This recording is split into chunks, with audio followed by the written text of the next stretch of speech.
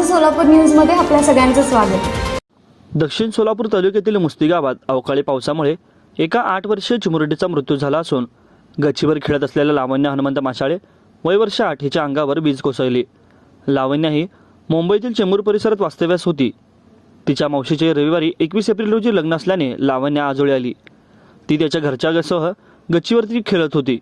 शनिवारी हळदी आणि देवकार्याचे कार्यक्रम होते। रविवारी सकाळी लावण्य मावशीचे लग्न होते। तसेच मात्र अवकाळी पावसामुळे ही दुर्दैवी घटना घडल्याचे सांगण्यात आले। लावण्याच्या मृत्यूमुळे लग्नसर असलेल्या घरात दुःखाचा डोंगर कोसळला आहे।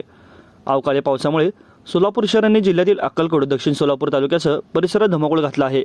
त्यात शेतकऱ्यांच्या फळझाडांचे नुकसान झालं असून अवकाळी पावसात विजेच्या कोसळलेल्या 8 वर्षीय लावण्य हनुमंत माशाळे या बालिकेचा अंत झाला असून ही हृदयद्रावक घटना दक्षिण सोलापूर तालुक्यातील मुस्ती येथे सायंकाळी 4 वाजण्याच्या सुमारास घडली आहे। माझं सोलापूर न्यूज या यूट्यूब चॅनलला सबस्क्राईब करा आणि बेल आयकॉन प्रेस करायला विसरू नका।